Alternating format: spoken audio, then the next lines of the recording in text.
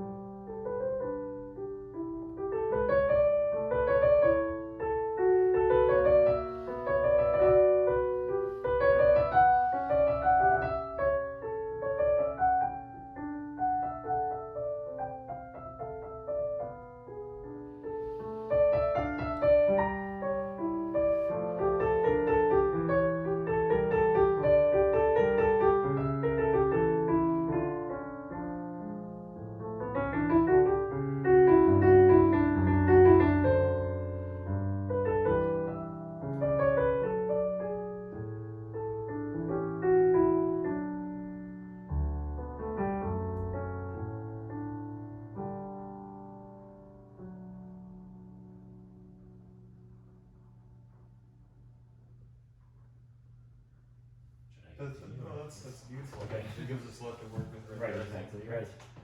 Wow. So you didn't leave me anything to say. No, just kidding.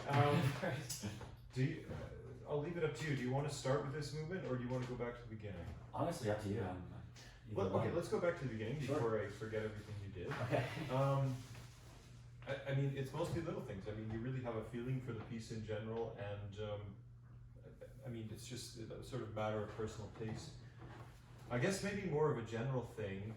How do you think of playing Bach at the piano? Because there's some different schools of thought, and I wonder.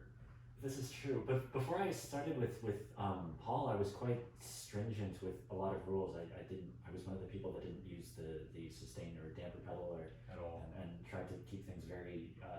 I understood there's like different things that I read about the use of rubato and timing and ornamentation, Sure. but I think I tried to approach it very almost as if I was playing on the harpsichord.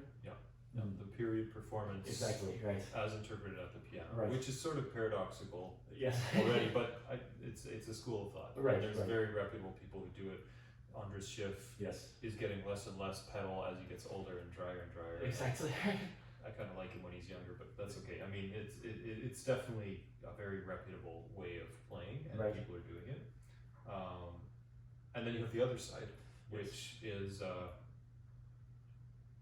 well, you tell me from your perspective what the other side is. The older I get, the more I'm drawn towards that side. But the one that is, it's less. I don't want to use the word cold, but it's the Urtext kind of period performance style. the more the style that's less trying to be very period-esque. To me it's warmer. What's the right way to put it?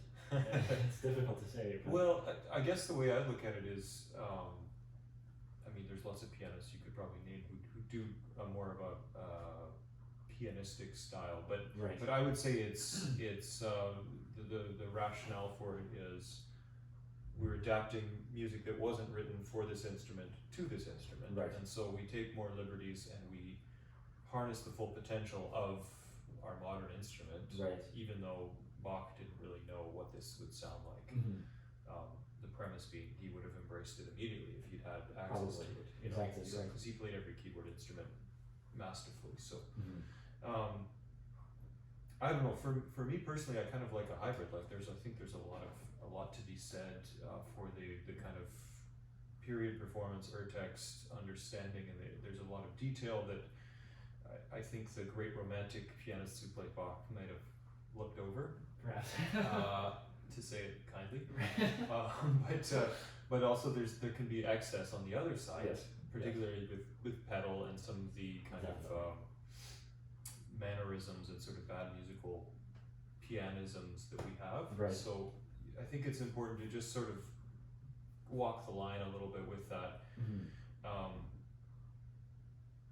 And most of the time I think you do that, but there's a few times that I thought, oh, it's a little excessive. So maybe Right. it's because you're going back the other way. There's like, okay, I'm going to add pedal now and schmooze a little bit. Exactly, right. It can be overkill, A little, but again, okay, it's all a okay. matter of taste. So maybe you're going to get famous for doing this. So, but anyway, so we can talk about a few of those things. Definitely. But just getting into the overture now. What's your conception of it? Not the fuguetta, like the fast part after, but more Right. just the opening. How are you thinking of it? I'm trying to play it in like I guess a very regal sense, like Uh-huh. like the literally like an entrance of like an emperor or Very something pompous. exactly, just very grand and proper and rhythmically robust. Yeah. And that's definitely how I feel it too. I mean, it's just, and the key is just so regal as well. It's Yes. just there's not much better music than this, Mhm. honestly. And then you have the cut time, and yet it's this very slow, stately thing. I was thinking about that today. It's like it's kind of hard to pull that off. Right. But I think it does help just feeling, because what ends up happening if you don't feel the cut time is it tends to stay. It tends to stay a little bit rooted, or it doesn't have enough ponderousness. Right. I think if we can really, even if you're counting it in 4, if you can really feel 1 and 3 as sort of momentous events. Right. And you may have heard the story, I think it was about Louis XIV, which is where the overture style came from. And he was sort of morbidly obese, and he had this walking scepter kind of thing, and he would walk and be like,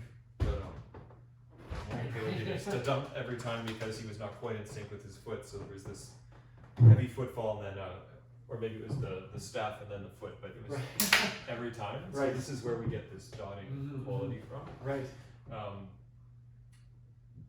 But anyway, I think if we can really feel that you're just really going to those beats, and everything else is sort of weightless until the next footfall. It's almost this feeling of a pendulum or very heavy, ponderous footsteps, but there's this moment of gravity that you float and then you come back to earth again. Sometimes I got it, but I didn't always get that. Right. So we can work on that. And then the other thing I want to mention or just ask you about is, because your score is slightly different than mine. I mean, it's a good addition, but I have the Bernreiter and it's a few little discrepancies. But are you double dotting, or are you dotting, or trying to double dot? Yeah, trying to. So maybe it's just a matter of experimenting for now. But I think you can actually, even with the scale, you could.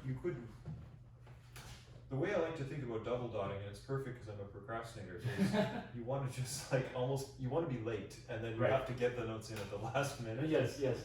So I think you could probably try that. I'll try with the scale here. Something like this. Right. Just maybe not exactly 30-second notes. They're right. Yeah, that they kind of they lead you to that third beat, or second beat, you should say. Yes. So maybe delay slightly. You've got the fingers, it's no problem. So just, and then it'll just add the momentum. Right, I see. And then in general, as far as the dynamic level, I think since we are on a modern instrument and the character is what it is, you can really give kind of a regal, warm forte. It was a little, I know you're adjusting to my pitch, which is not really fair, but it was kind of mezzo forte, even mezzo piano a little. So it can be more fatuous and massive and all these things. Okay. It's a hard piece to start. I remember playing this, and it's a little nerve-wracking to start because it starts right away. It gets going, right? Yeah. But here we are. So you want to just try and really try to feel it in two. And I think if you really accentuate the double dotting, it's going to bring out that feeling. But right. Just try. We'll sure. Okay.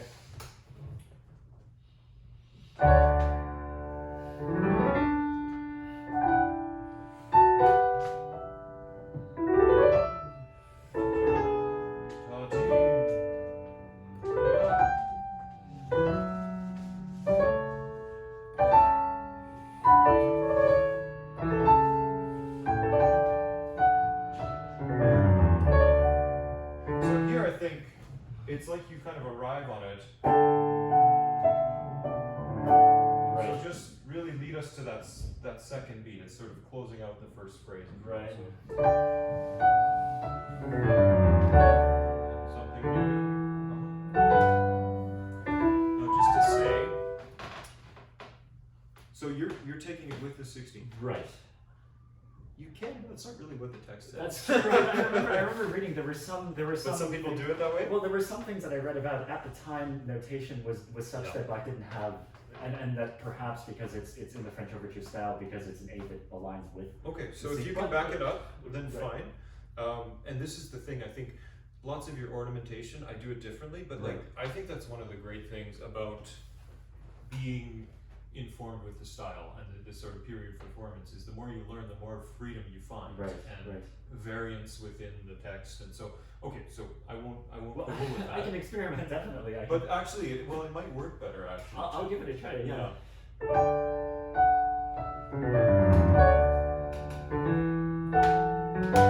see, okay. It's an option anyway. Right.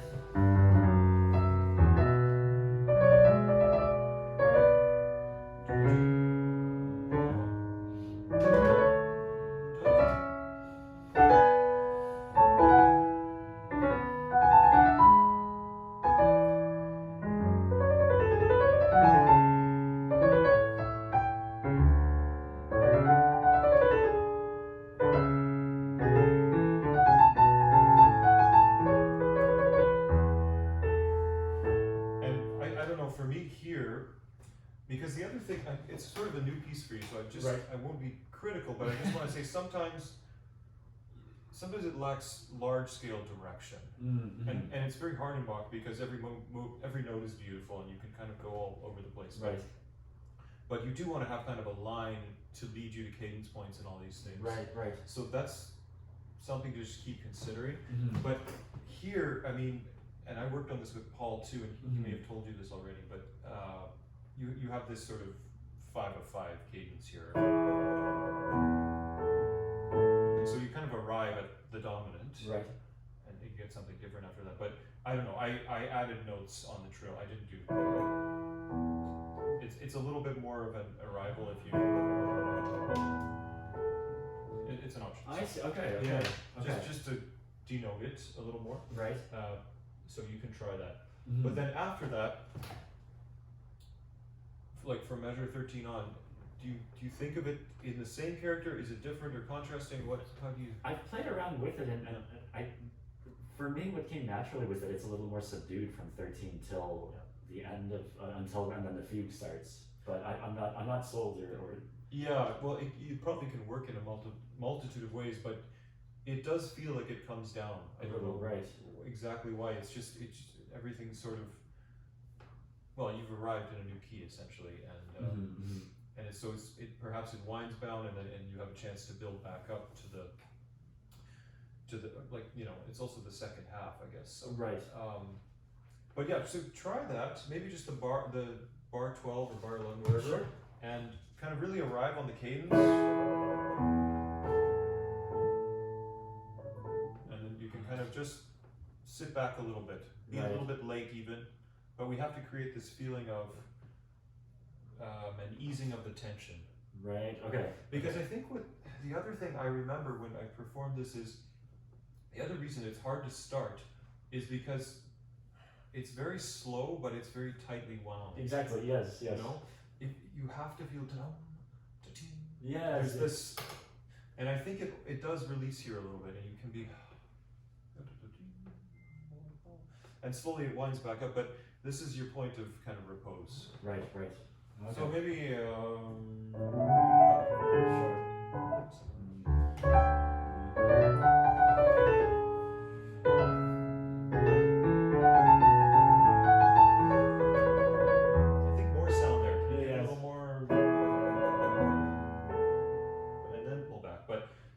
Cadence. Right, okay.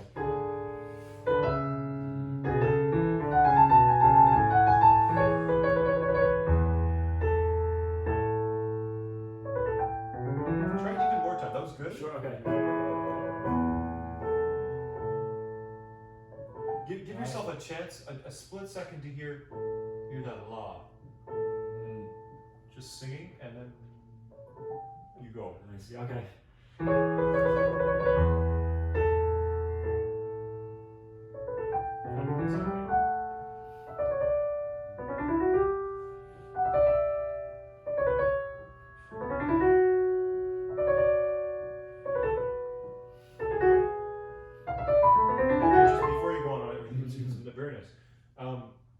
In this section, what's the note you have to work on to hear the most? Because it's many textures going on. That's a good question. I'm not exactly No, sure. it's okay. It's not maybe a very clear question, but I always find, especially in Bach, where you can't really rely on the pedal all the time when you have a lot of fast things going, because it muddles. I find it's the most difficult to hear the long notes, and we naturally have the decay of the instrument, so that compounds it. But so that's what I would say here is the soprano is the thing you have to really concentrate on the most, and probably overplay. Right. Okay. In order to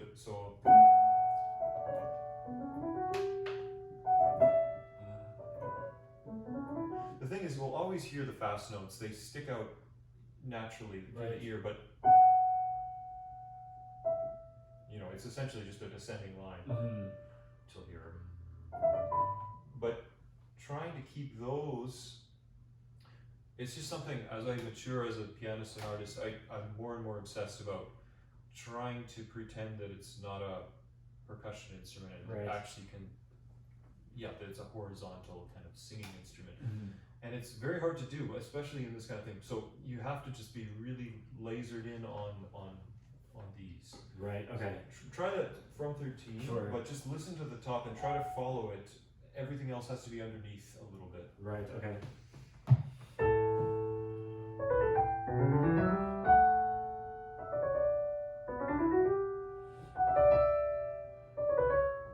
Your left hand's too loud, I think. Right. Right. Okay. Yeah.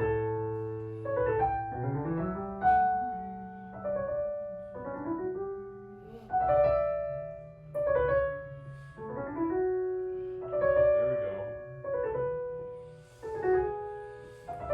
Crescendo.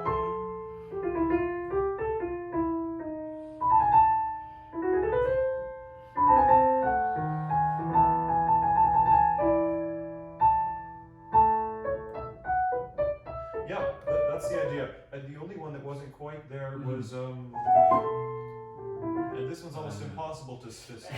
Right. Maybe you could sort of do some flutter pedal in there to give you a little more color, but it's sometimes with the piano we have to just imagine that we hear it. Right. You Right. know, it has to be, and then it sort of it gives logic to the rest of the notes, even though maybe orally it's not quite there. But Right. we try. Right. And then again with this last trill, just an option. You don't have to, but I just like that you kind of trill right until the last beat. So you kind of stop on it, but Right. what you did is okay. But it just should be quite not just a normal ornament, but an ornament of structure that it gives an arrival because Right. it's cadential. Right. I see. Okay. Yeah. So that's an option. Right. Right. Good. Do you want to continue? Sure, sure. Okay, Sure. so my only caution here is, like every Bach fugue, it starts pretty easy, and then it doesn't get as easy. Right, right. So that happened a little bit, that the tempo kind of ran away a bit. Yes, It's yes. always happened to me, especially when I was learning it also. So it's just experience. As you play it more, you'll remind yourself. But Right. don't let it run when it's easy on the eighth notes, because you have a lot more to play after that. Right. Exactly. And again, going to the performance, the period performance stuff, Right. one of the really essential elements of Baroque music, and suites particularly, is their dance suites. And so obviously the overture, not really a dance, it's a march. Right. So in the same family, but I think this if you get a whatever you want to call it, jig almost, it's dance like for sure. Right. You have this compound 3 kind of thing going on. Right. And so in general, I felt it very clearly, but just try to feel this sort of round suppleness that is. But I just find if I can feel the lilt of it, Right. I don't rush quite as much. I see. Okay.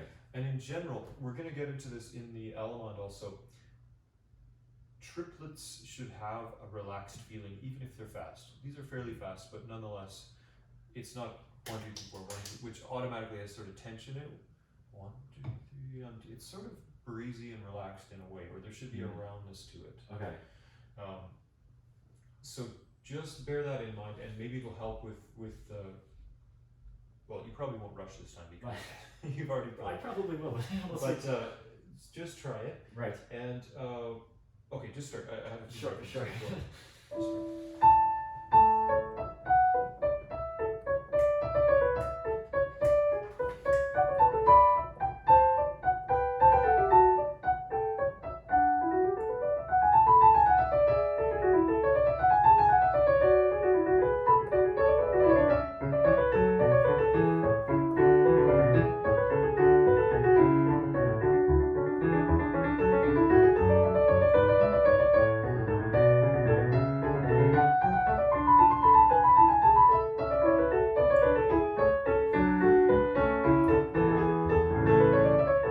Yeah, it's very good. It's very good. You're really actually it was even stronger than the first time. You're basically doing it, but just not to belabor it, but just listening to. They're not really the long notes, but they're the skeletal notes of the piece. So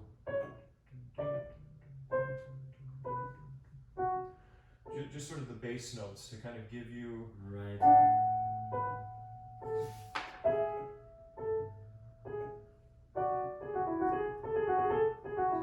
This kind of a thing. I think, I mean, I hear it, but just so you're thinking of it, Mhm, sequence, and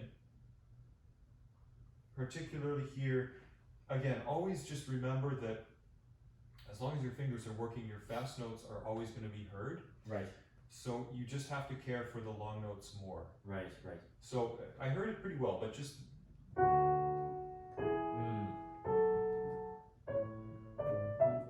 Right. just this kind of thing that we hear, that we follow that line, and the rest is just texture underneath.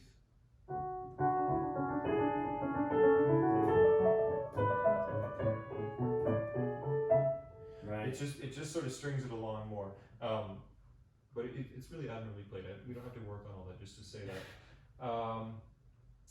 So this part, I found, in order to really articulate it clearly, you have to think about almost every note like having a speaking quality or like a syllabic quality. Right. Okay. So you played quite legato some of it, and I just find it loses the syntax. Right. Right. It doesn't quite have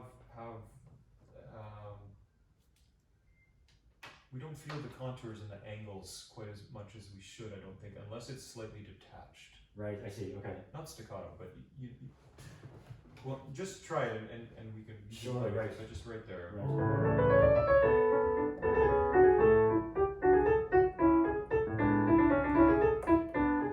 Yeah, exactly. It's very good. The only place is, maybe it's because you have G natural and G sharp in succession. Right. If we just do that, which is so easy, or here, Right. it's easy, but it doesn't quite speak. So I see. Got it.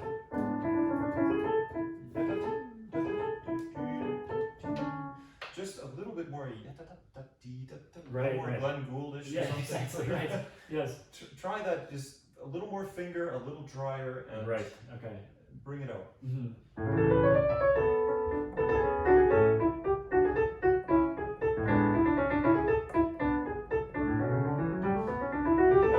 Not bad. It's just Yeah. give a little bit of. It's very easy to play 16th notes like they're 16th notes, but if you sing them, they start. First of all, you realize you have to play them slightly slower, or you have to spend a little tiny bit more time on the key in order to shape them. Okay. Yeah.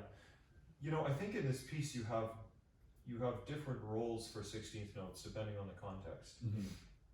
At the beginning, you know, this we don't really need to shape every note. It's more of a Right. you know, Right. but here I think the 16th notes are part of the line, they're part of the texture. So I mean, I don't really speak German, but you could put a German word to each of them and turn it into a cantata or something. Right. You know? Right. So that's kind of what I'm getting at. Just give a little bit more thought to each one. Right.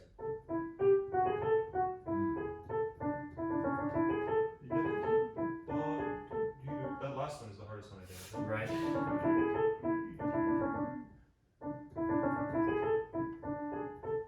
Something like this. It doesn't. Right. All the rest of the stuff you play, it's fine. But just that isolated line. Right. Right. Just think about each one. Try it.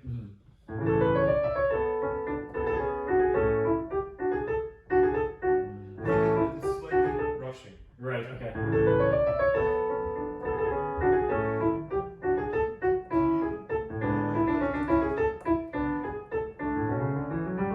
Another one.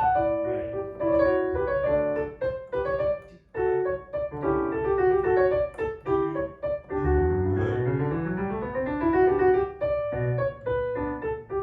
Okay, here, this is really good. Just listen a little bit more to the ties. And if you can hear, okay, it changes when we add the left hand. Right. So feel that before moving on.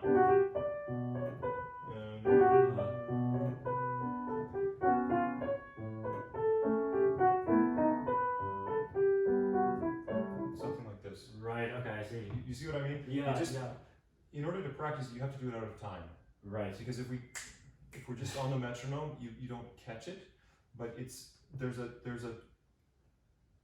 it's not even oral. It's like a vibration sensation when you feel suddenly there's two different things happening. You kind of have to feel it before moving on from it. Right, I see, okay. Just try it. And we have electric instruments, so it's not really fair, but we do our best. Right.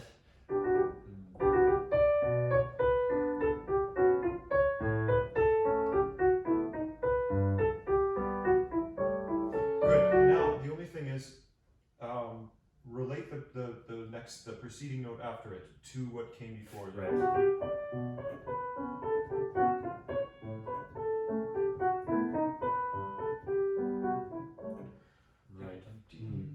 Just no accents afterwards, it's hard to do. Right.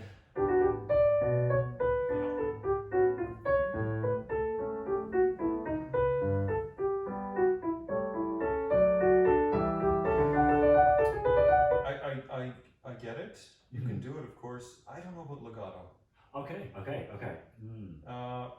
Or if you do legato in the right hand, maybe. But I don't know if you did quite that much, but just be careful that it doesn't turn into Bach Busoni or something. Right, okay, right. I think. Right, okay. Again, you're going to a movement next that's very heartfelt. Right. Well, I don't know. You could probably sell it, but it's a little too schmoozy for my taste. Right. So, yeah, that makes sense, right.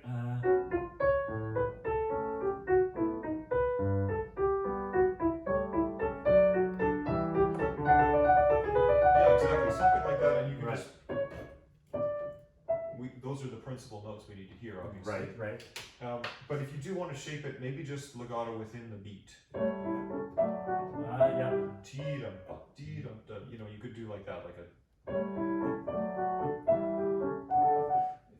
It's your taste, honestly. No, this makes sense. Yeah, I like it. Okay, and I'm just trying to see if there's anything specific. I mean, it's so hard, this movement. It's really tricky. Yeah, you're playing a lot of this well. So we get into the minor section, and you get finally an authentic cadence here. Right. It didn't quite land for me. I heard what you wanted to do, and I think taking time there makes total sense, but maybe we could just work that a little bit. Do you want to just go the system before? Sure, yeah. Something like that?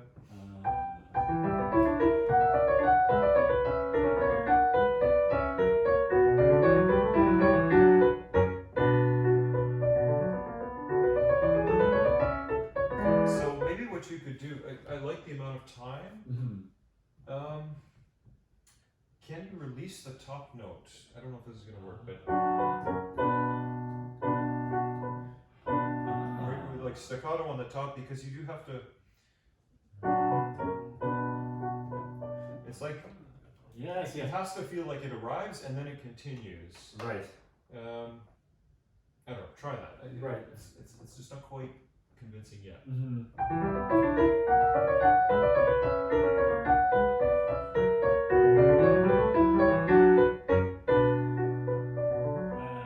I have to practice that. Yeah. Right. So now the thumb is a bit on the loud side. Right. Maybe just a little more time and space between those two eighth notes. Right. Don't start immediately. If it is a real arrival, you've earned that kind of agogic time. Right. You've taken it, it's taken, and then you go on after a breath or something. Right, okay. Just exaggerate it.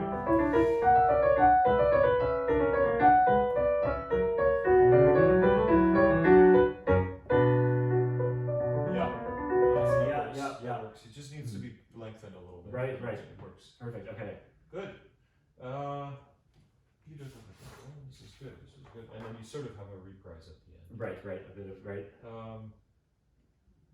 That's all that comes. I mean, we could work bar by bar, but I do have other things in the Allemande. Sure, right. Do you have any issues or questions that come to mind that we didn't touch? I don't think in this movement in particular. Yeah. No. I mean, it's really useful. It's fitting you really well, actually. So yeah, let's go on. Sure. Let's go Okay. on to the Allemande. So this one is really beautifully played. You're basically doing the same kind of things that I did when I was learning it, and I was chastened a little bit a few times because it is just such a intimate and heartfelt piece. I mean, Right. it's so deep. I think the danger is with something so slow. Mm-hmm. The more license you take, the more time you take to kind of linger on a beautiful moment, Right. the more at risk you are of eroding the structure and the direction of the music. In Mhm. other words, it can turn into episodic playing Right. Right. rather than feeling the whole. Mm-hmm. So I got that a few times. Like, I just felt there were some excesses. Right. Obviously we feel it very deeply, but sometimes there's something to be said for just playing simply. If you Mhm. listen to Lapati and Cortot, Right. somehow they touch you deeply, and yet it's almost perfectly straight sometimes, at least in terms of rhythm. Mm-hmm. So I've learned this with time, that like sometimes you just have to let the music speak, Right. and you kind of get out of the way, Mhm. even though you feel it so intensely. So that would be my main criticism. I see. Okay. But in terms of the character and everything, I think it's really gorgeous. I also just wonder, again thinking about sort of the whole and the long line, if Mhm. you might consider a slightly faster tempo. I've been, yes, yeah, I've been thinking the same thing. Mm-hmm. It's an Allemande, and characteristically Allemandes are not a slow movement. They're Right. not fast, but they're kind of a andante, at least, if not a moderato. Or, Right. you know, this one I think is an exception, but I don't think it is. It's not the slow movement of the piece, even though it is one of the slower parts. Right. Right.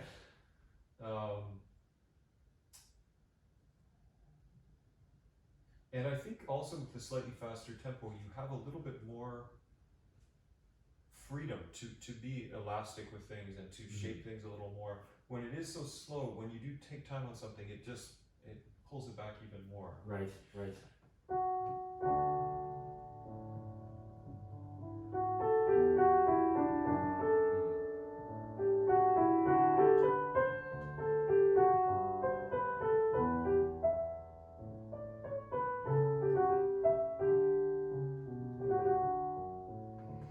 Something we can try. Yeah. Because it does need to move forward a little bit. Right.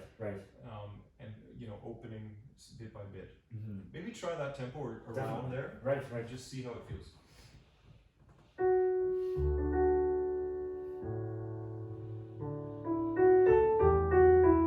So I'm going to stop you again and be a stickler. Yes. Listen to your F sharp. Even though you have distractions, Right. you have to hear.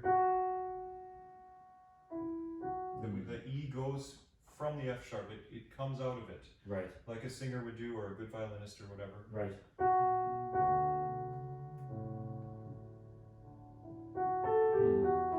That it's really an organic extension of what just came. Right. Try. Right.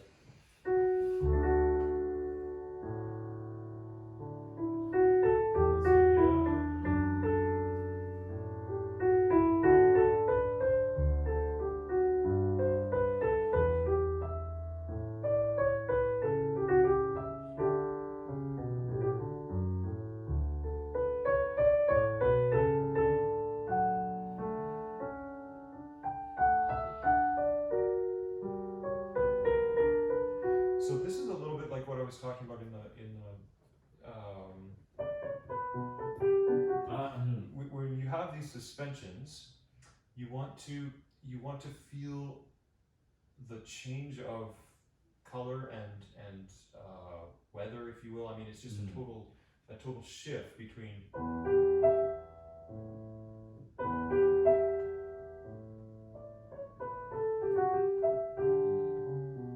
And likewise here.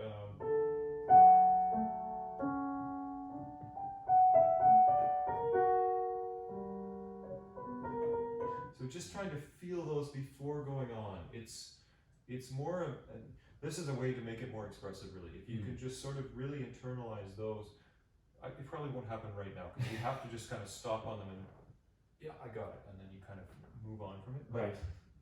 You're like so close to it, but some of them don't land for me. Mm-hmm. And I think every single one is really magical if you can get that. Right, right. Oh yeah, the other thing I was going to say in the fourth measure here, it was better this time, but just it's hard because you have an ornament on the resolution, but it's Right. it needs to be that. So so just be gentle with that. That's what tends to happen because it's fast. Right. But somehow you have to care for it so that it is a resolution. Right. Even though it's an ornament. Mm-hmm. And then this is something else I noticed, particularly in your triplets. So that's why I said there were some triplets in this I wanted to talk about. Right. Sometimes your fast notes can be a little on the aggressive side. I see. Okay. It's, you know, it's all well and good for Prokofiev and other romantic stuff, but we just have to, because it's all so melodic, we have to shape every fast note. And sometimes our well-trained fingers just play like they're well-trained and, right. and they overdo it. Mm-hmm. So I got a little bit of that, even in the beginning. You know, you kind of push a little bit, right. sit back, simple, and every note kind of equal. Right. So that there's this logic to it that's inevitable. Mm-hmm. Just start at the beginning again. Sure, right. So bear that in mind.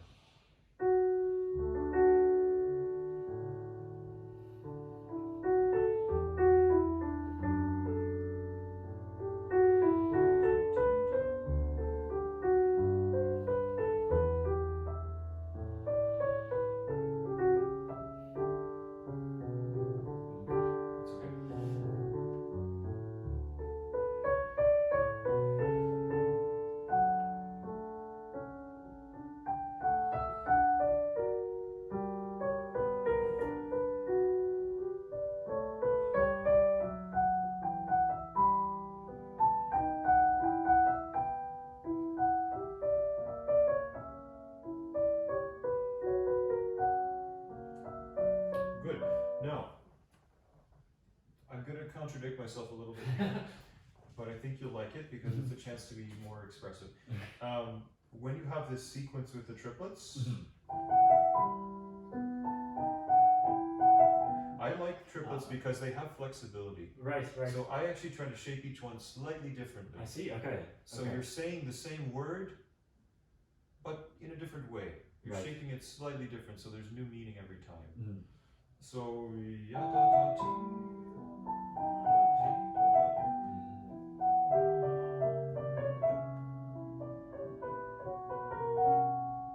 you know, you can go all different places, or you know, you can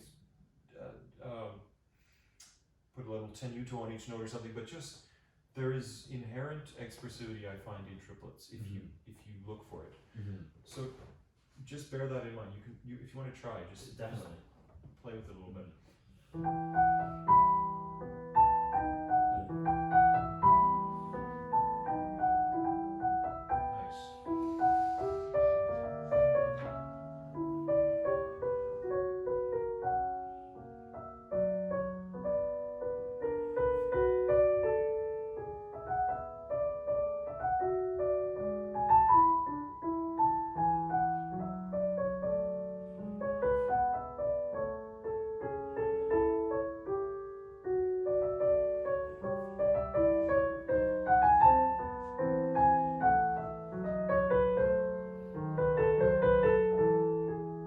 Let's stop there for a second. So you get the idea with the triplets, I think so, yeah. Okay, at 9.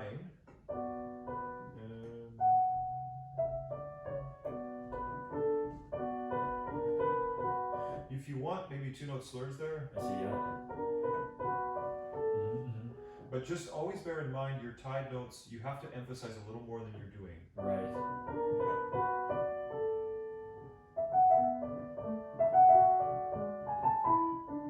So we hear, I can't sing that high, but you get the idea. And this is underneath, so we hear that right. over top.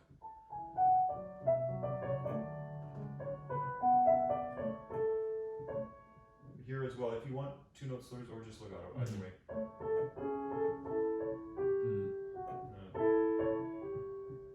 Whenever you get more into the tenor range, the more trouble you're going to be with overpowering your right. Right. Okay. Because it's a close register, and so it's going to naturally compete with what you're doing. So just bear that in mind. Right. Okay, let's try that. Sure. Wherever you want to start. So.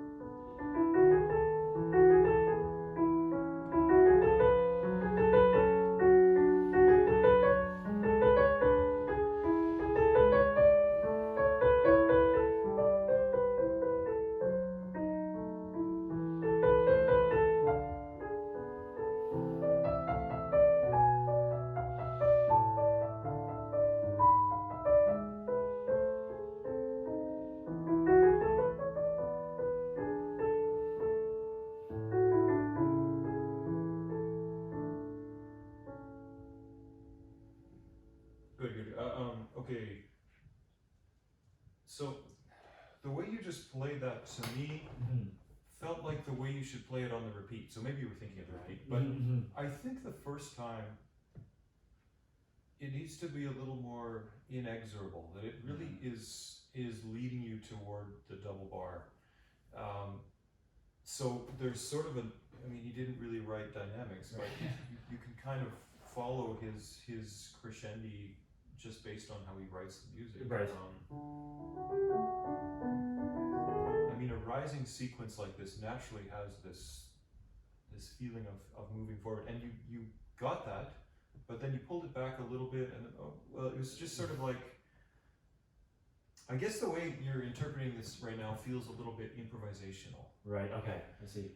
Which isn't bad per se, but with most improvisations, some are better than others, and so it's Yeah. you're gonna have great moments, but not everything's gonna land. Right. Okay. So I think it's better to have more of a structural game plan. Right. That sort of supports you, but of course, every nuance is beautiful, and you can shape it in different ways, obviously. So, but underneath there is this framework that you rely on, and to me, from this 19 on, it's sort of a steady push toward the slow push, but nonetheless a push toward the double bar. Right. I see. Okay. So I think you always have to gauge a long crescendo and not do too much too soon. Right. But even just mentally, that you're seeing your goal. Right. Okay. Because you sort of had, I guess, from here you have you could almost say it's not in sonata form by any means, but you have almost a little developmental section here after when you get to the dominant.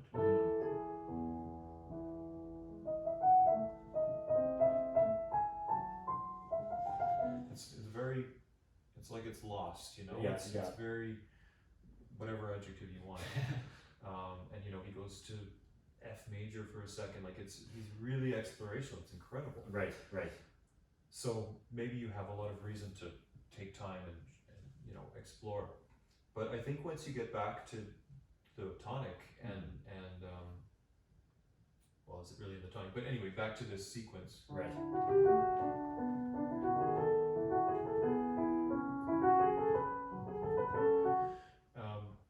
Just let it kind of push, or I think there's rising tension.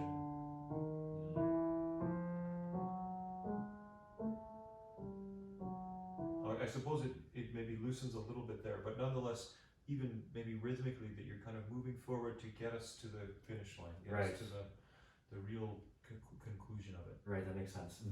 And then the other thing, this is one of those places that I found, actually this time was the best, but previously you tend to kind of push these notes a little bit too much, I find. You know, just a little too much power. Right, right. So don't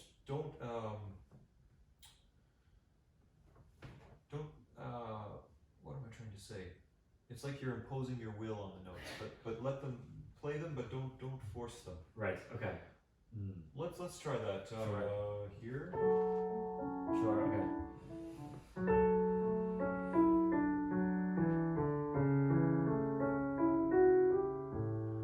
One thing there, sorry, Sure. I never said this, but if you like,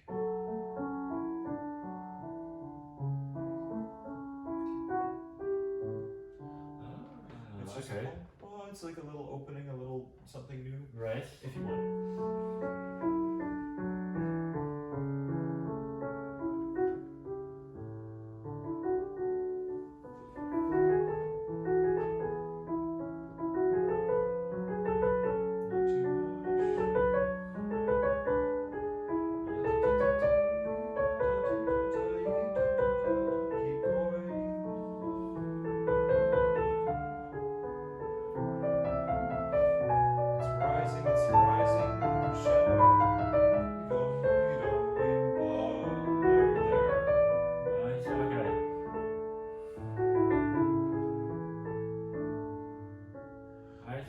I think if you can get to those two diminished chords, that's the climax there. But if you shake too much, or kind of, this is my frustration with Lang Lang and a lot of modern pianists, they have too many gifts and they sort of self-gratify themselves, right. But they lose the line. Right. And so that's what can happen here if you don't sort of feel that I'm going somewhere. I see. I have a kind of a long journey. Right. Yeah. That was much better. Right. Okay. Let's just start at the second half here.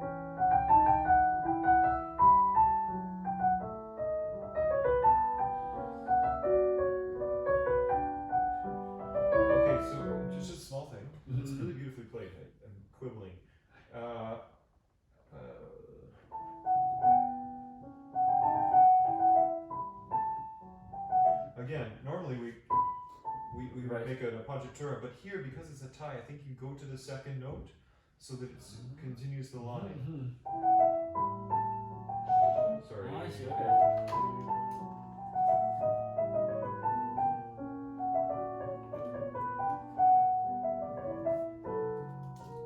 That's the wrong notes, but you get the idea. Right. Just try.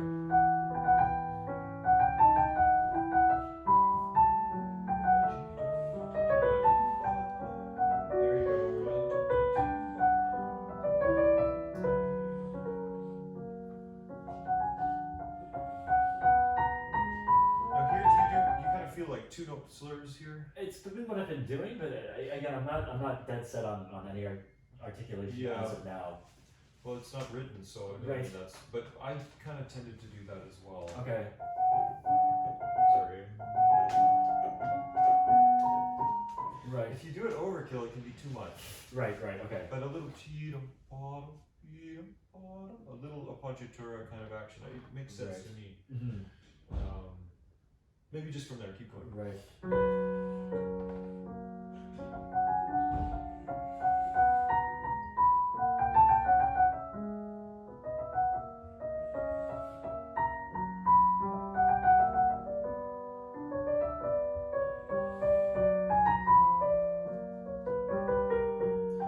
Don't take too much time. Okay. Keep it moving. Right. Because we're already so lost. We need the rhythm still. Right.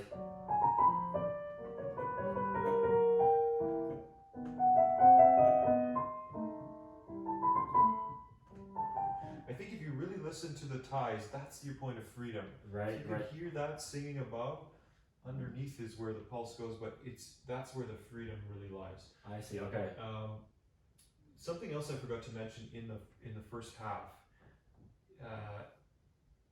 But it's this at 33, 34. I think here. So that we need to hear. Right. So that you can see that. It's really a magnificent, magical harmonic twist there. But if you don't kind of bring it out, we won't catch it. Right. I see. Okay. So just those last three notes Right. Have to be brought out, and then when we get to the G, it's gonna be kind of clear. Right. Just anywhere before that.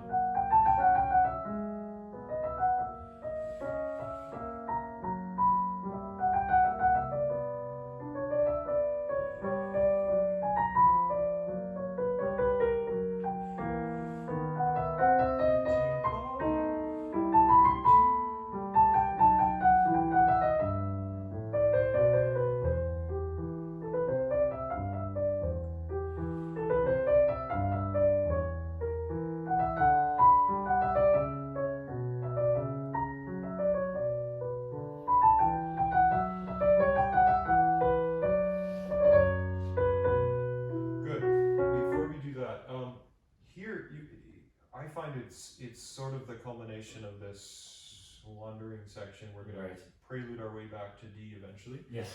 But here it's sort of well, you get the Neapolitan of B minor, and you know it's quite intense.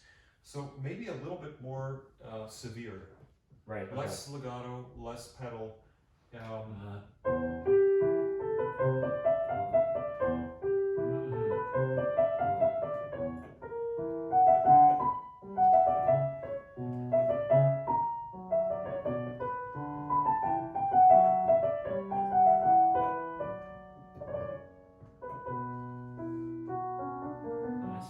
I don't know. It shouldn't always be really gorgeous and beautiful. I think this is a little bit more. Well, it's still nice, but it's a far country away from where it started. Right.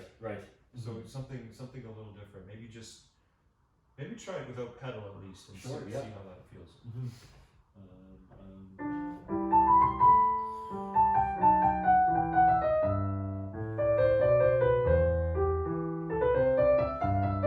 Maybe a shorter left hand. Yeah, that's better.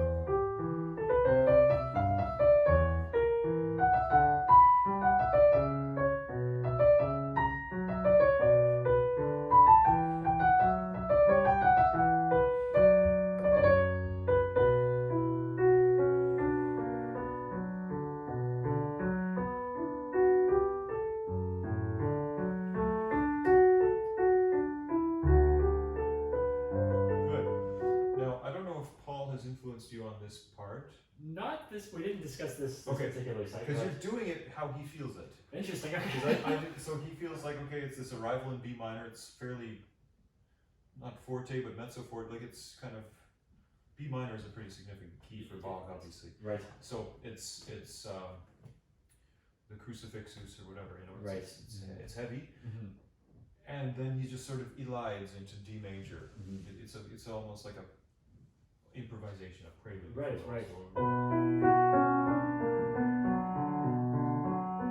Oh, what I wanted to say though, if you can lean on the long notes of each measure, so.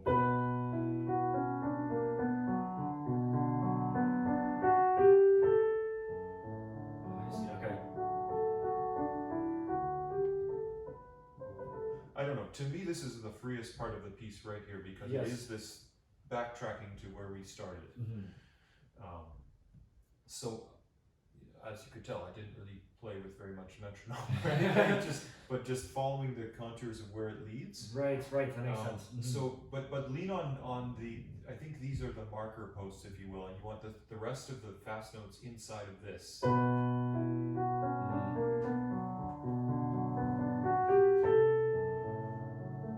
Something like that. Right. And then you fill out the rest of the chord with, but it shouldn't be the focal point. I think this is it, actually it.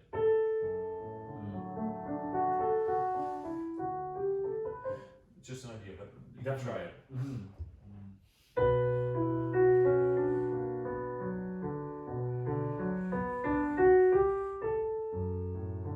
Nice.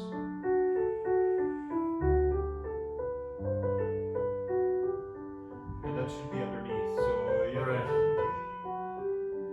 Yeah, right. I mean, it's really a lot of four-part writing in this movement, so it's a lot to juggle. Right. More sound here. Give it more. Right. Yeah. Kind of grin. Right. And soften.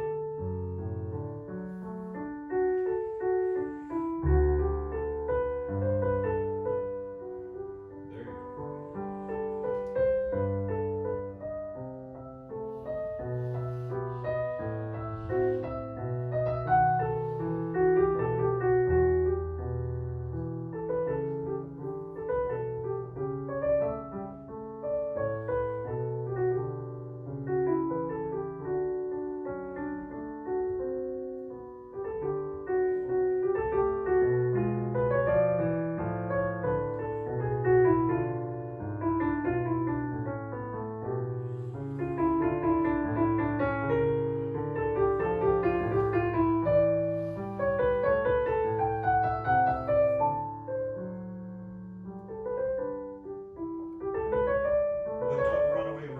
Right.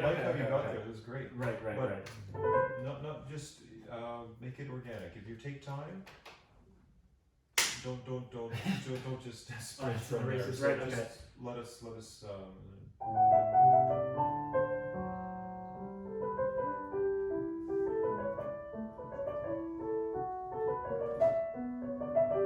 Maybe that's too much, but.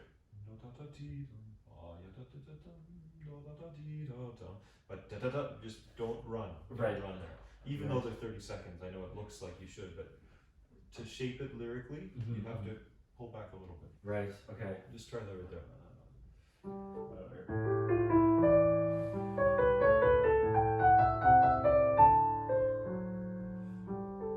That's it, yeah. Nice slow crescendo.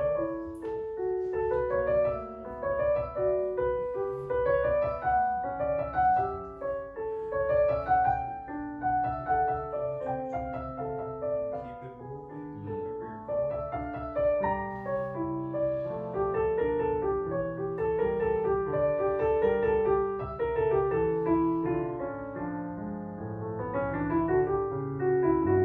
Now you can relax a little. Right.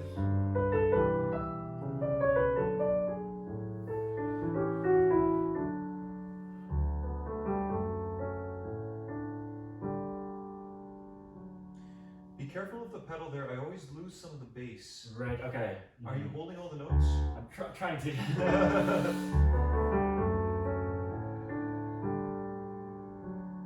That's much more satisfying. Right. Don't rely on the pedal. Yeah. You should be able to play everything without pedal, even Exactly. if you use it. Right. You know that, of course. Yeah. But I know Schiff talks about it in the Well-Tempered Clavier. I think it's A minor, book 2?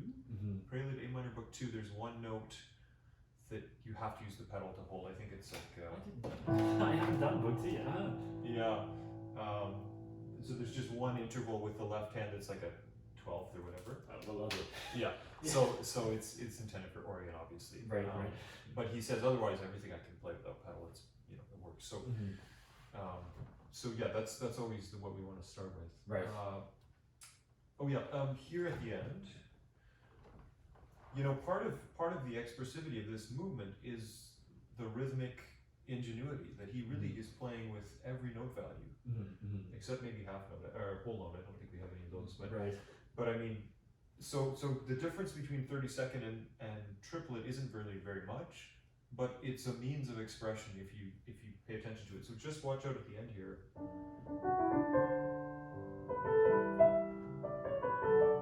This sounded like a triplet to me. Right. And those should be very tropical and lazy, I think, to really bring out the difference by Right. I see. Okay. It just sort of closes it out more satisfyingly. Try that.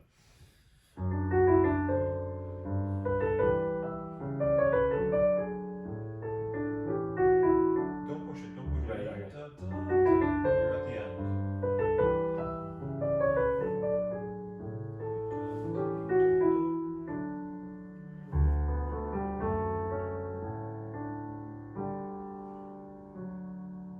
And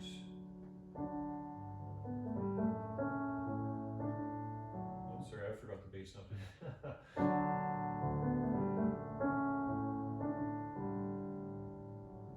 Just a little more on the C sharp, I think. Right.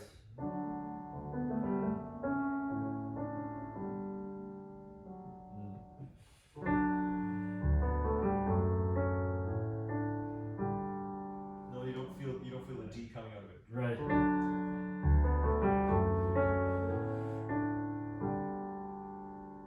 Yeah. Something like that. Right. I'll work on that. Yeah. No, just to be aware of. I think that's the real magic of Bach is. I mean, Rameau was the one who kind of created tonal music, Right. or theorized it, and so I mean, he's essentially a contemporary of Bach, or Bach comes slightly after. Right. I think slightly after. Slightly. Yeah. So he's the first generation of tonality. Right. It's pretty fresh, and so feeling these implications of voice leading, Right. it's paramount, because that really it's his language. It's really. And it also gets into the conversation of the well-tempered clavier, and the fact that it wasn't an equal-tempered tuning by any means. It just was a tuning that that made it possible to play in every key, but they didn't all sound the same. And so you have just dissonances that are a little more strident, Right. and the resolutions are that much more satisfying as a result. I try to think of anything but the piano when I'm playing this kind of music, like voice, or if you hear a good Baroque ensemble anywhere, they often are playing the period instruments, which have these sort of tendencies.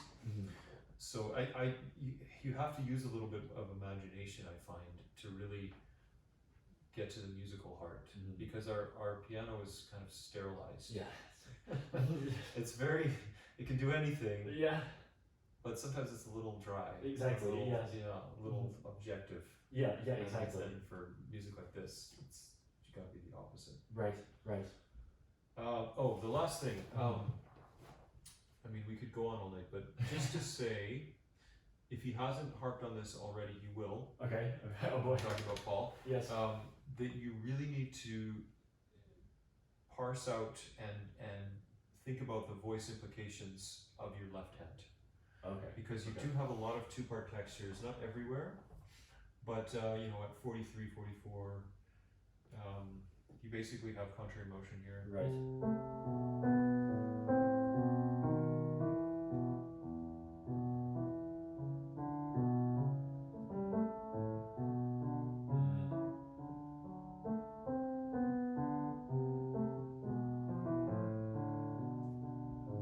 One of the most influential teachers I had, his name is Joel Hastings. He actually passed away, but he was a great musician and pianist. And he worked with Sergei Babian for a long time. Okay. And, yeah, and it showed. And but he talked about he was very, very exacting and very specific about what he wanted. But basically, he said about any texture, and I worked on Bach and Mozart with him, and especially in this kind of stuff. Well, I'll just explain now. But he basically said you should pretend that, for example, this section, or even just this line, pretend that you're on a desert island and you have a piano that can only play that. Okay, You have a piano with a very limited range. Right. That's all you have for the rest of your life. Can you make something really beautiful and artistic out of that? And it's a huge responsibility. Yeah. Yes. But again, it goes back to being a good pianist. I think is sometimes a danger because something that looks very easy on the page is actually deceptively so. And sometimes the most complicated figures, as long as you play the notes, it's fine. You know? Exactly, right. So it's this sort of paradox with a lot of music. Mm-hmm. But anyway, that's just to say that. I mean, I learned it very much right-hand centric to start with, and then Paul kind of pulled me back and was like, yeah, well, what about the left hand? There's all Right. this stuff. And that goes back to this. Yes, yes. Okay. You know, you have these two, you have a tenor and a bass that are in a duet together. Right. And so just playing left hand alone, or like I did, right and left, Right. playing the bass part, I see, okay. it's really helpful. Okay. Mm-hmm. Or this, you know.